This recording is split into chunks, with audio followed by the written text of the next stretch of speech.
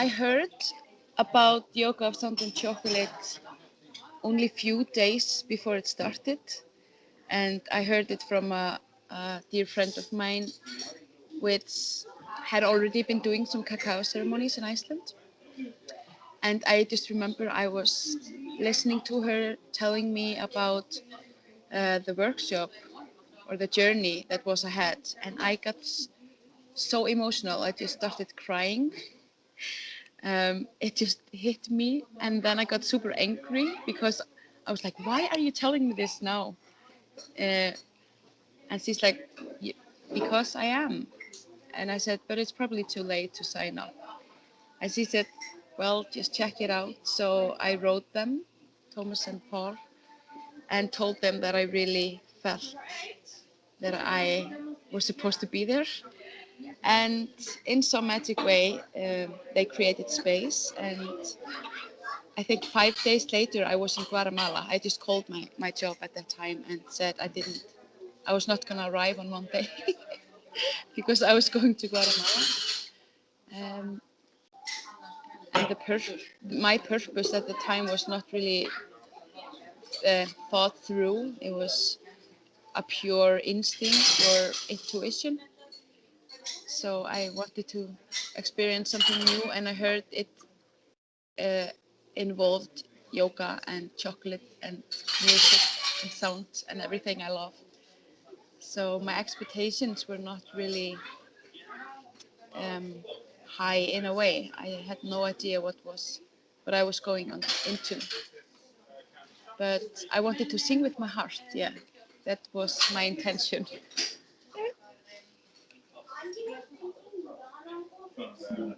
What happened when you were there? I don't hear you really well. What happened what happened during the training?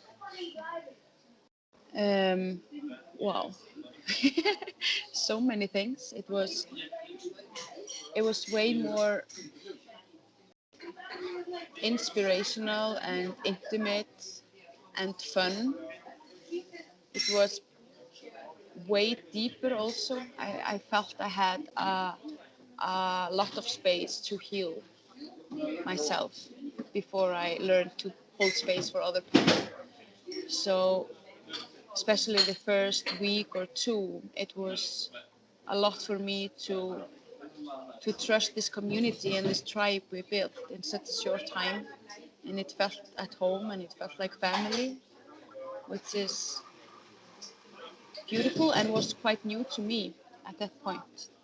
So what happened is that I surrendered in some way to the unknown and to whatever was happening there, and it surprises me in every way. And I was allowed to play instruments without knowing how to play them, which was a lot of fun.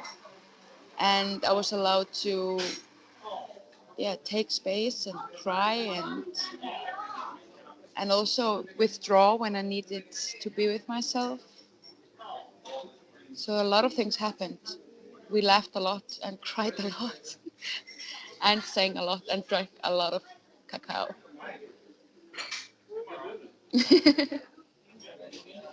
And so what did you start doing after training? After I came home, Hmm? um, journeys I had a super clear vision of me standing in a cacao temple, and it seems in that vision that it was my creation in some way. And I remember just sharing it with the girls, laughing. Wow, this was so weird.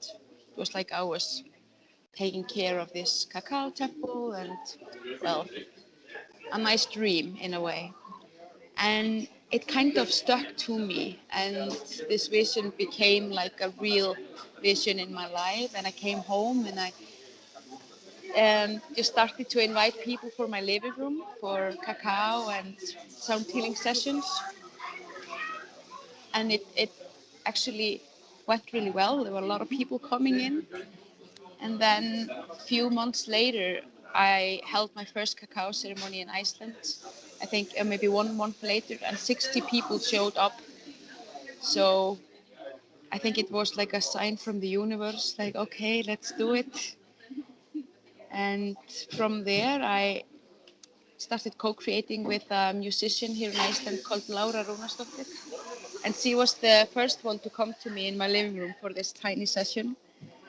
And she just told me, I know that we are meant to work together, so let's create something.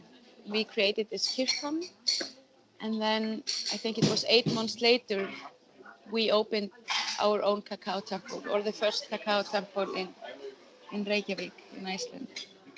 So somehow we went from laughing about this crazy vision I had on a sound journey in Guatemala to actually creating our own company and basing it in so we, as many people um, could enjoy it in Reykjavik, so it would be accessible for everyone here.